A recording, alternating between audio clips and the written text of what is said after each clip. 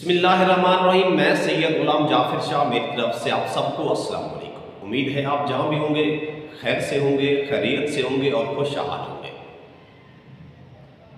काफ़ी वक्त से हम एक लफ्ज़ सुनते हैं, फ़लाँ मुल्क एटमी ताकत बन गया, फ़लाँ मुल्क एटमी ताकत बन गया, सबसे ज़्यादा एटॉमिक पावर फ़लाँ मुल्क के पास है। ये लफ्ज़ हम काफ़ी वक्त से सुनते आ रहे हैं।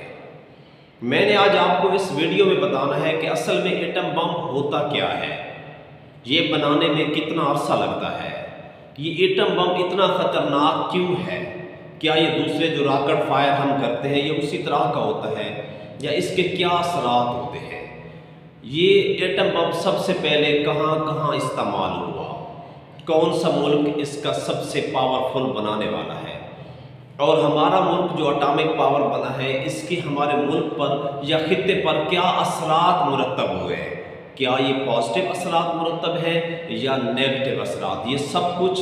लेकिन वीडियो शुरू करने से पहले मेरी एक रिक्वेस्ट है कि मेरे चैनल पे जो लोग भी हैं वो ये वीडियो अपने बच्चों में बैठकर ना देखें।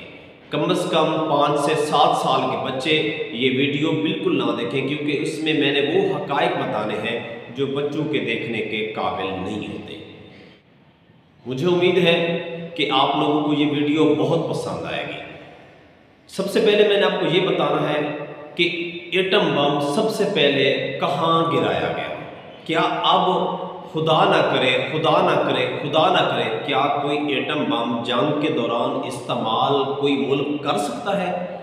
अगर कर सकता है तो उसे किसी से इजाज़त लेनी होती है या वो जब चाहे जहाँ चाहे जिस वक्त चाहे इसका इस्तेमाल कर सकता है? अक्सर आप सुनते हैं, बल्कि अभी आप पिछले ही दिनों में, बल्कि अभी हालिया ही दिनों में, बल्कि आज के दिनों में आप सुन रहे हैं कि इसराइल और फ़लस्तीन की आपस में झड़पें हो रही हैं, हमले हो रहे हैं। क्या इसमें ये इस्तेमाल हो सकता है? अगर हो सकता है तो कौन मुल्क कैसे कर सकता है? ये सब कुछ मैंने आपको बताना है। लेकिन इससे पहले हमारी दुआ है कि खुदावंद करीम हमारी पूरी दुनिया को, बिलखसूस हमारे मुल्क पाकिस्तान को, हमारे मुसलमान ममालिक को हर किस्म के आफात व बलियात, चाहे वो अर्जी हो चाहे वो समावी हो, महफूज रखें। 6 अगस्त 1945 का दिन एक बड़ा ख़तरनाक दिन था। ये 6 अगस्त 1945 का दिन वो दिन था जब एटॉमिक पावर का इस्तेमाल हुआ, एटम बम का इस्तेमाल हुआ। जब जो मुल्क एटॉमिक पावर रखता था उसने अपने एटमी हथियार को इस्तेमाल किया। 6 अगस्त 1945 को हिरोशिमा की फ़िज़ा में एक रॉकेट दिखाई दिया। उस रॉकेट के अंदर एटम बम महफूज था और वो एटम बम हिरोशिमा पर गिरा दिया गया। जो लोग इस हमले में महफूज रह गए वो बताते हैं कि शुरू में जब ये एटम बम गिराया गया तो ऐसे ही एक तेज़ रोशनी दिखाई दी। इतनी तेज़ रोशनी थी कि लोगों की आंखें चौंधिया गईं, लोग अपनी आंखों से महरूम हो गए। फिर एक ज़ोरदार धमाका हुआ, इतना ज़ोरदार धमाका, उसकी आवाज़ इतनी ज़्यादा थी कि लोग अपने कानों की समात से महरूम हो गए। 4000 डिग्री का टेम्परेचर, जिससे बहुत से लोग झुलस कर मर गए। उसके बाद एक तेज़ हवा चलने लगी। अब आप खुद अंदाज़ा लगाएं कि 4000 डिग्री टेम्परेचर पे जहाँ पे हवा चले तो कितनी महसूस होगी, कितना असर करेगी, वो आप बेहतर जानते हैं। इतनी तेज़ हवाएं चलने लगी जिसने स्कूलों, अस्पतालों और आम सी शहरों को भी तबाह करके रख दिया। लोग तो पहले ही मारे जा चुके थे। इस हमले में 40,000 लोग लगभग अपनी जान की बाजी हार गए। फिर आसमान पर बादल नज़र आए, लोगों को एक उम्मीद नज़र आई, हो सकता है बारिश हो रही है, बारिश होने के बाद कुछ न कुछ बेहतरी आ जाएगी।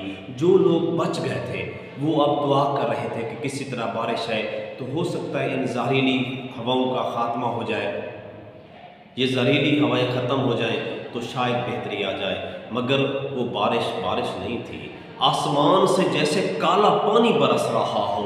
वो जो आसमान में फ़िज़ा में से मौजूद थी, जो फ़िज़ा में जहरीली गैसें मौजूद थी, उनकी वजह से इस बारिश का रंग काला हो गया और ऐसे लग रहा था जैसे आसमान से काले बारिश के पानी के कतरे बरस रहे हैं। इसने रही सी कसर भी पूरी कर दी और लोगों की ऐसा ऐसा लोगों पर इसका असर हुआ और लोग कोई 2 दिन बाद, कोई 7 दिन बाद, कोई 15 दिन बाद ऐसे ही लोग मरने लगे और लोगों की लाइनें लगना शुरू हो गई। जो बच गए वो किसी न किसी बीमारी में मुब्तला हो गए। और ये हमला अमेरिका ने जापान के शहर हिरोशिमा पर किया था। याद रखें, उसके बाद जापानीज़ हुक्मरानों ने आपस में सलाह की कि हमें सरेंडर करना चाहिए या नहीं करना चाहिए, क्योंकि इतना बड़ा नुकसान हो रहा है। लेकिन फैसला ये हुआ कि हमें सरेंडर नहीं करना चाहिए, कि एक हमला ही तो हुआ है, बस कुछ नहीं होता, हमें सरेंडर नहीं करना। उसके बाद अमेरिका को जब पता चला कि अभी तक वो सरेंडर नहीं कर रहे, तो इसकी ज़्यादा ताकत से, इससे बड़ा एटम बम वो जापान के दूसरे शहर नागासाकी पर गिराया गया। इन 2 हमलों में लगभग 2 लाख से ज़्यादा लोग अपनी ज़िंदगी की बाजी हार गए। 2 लाख जानें चली गईं। उसके बाद जापानियों ने सरेंडर कर दिया और रही से कसर रूस के हमलों ने भी पूरी कर दी। अब वो इस ताकत के आगे सारे तस्लीम खम हो गए कि हम सरेंडर करते हैं। लेकिन याद रखें कि ये एटम बम बहुत ज़्यादा ख़तरनाक है। खुदा से दुआ किया करें कि अल्लाह पाक किसी मुल्क को भी ये ताकत ना दे कि वो किसी इंसान की जान ले। यहाँ पे तो लाखों जानें चली जाती हैं और हमारी दुआ है कि खुदावंद करीम हमारे मुल्क पाकिस्तान को हर किस्म की बलाओं मुसीबतों से महफूज रखे, तमाम मुसलमान ममालिक को महफूज रखे। किसी को भी ये जुर्रत ना हो, किसी को भी ये ताकत ना हो कि वो किसी पर हमला करे।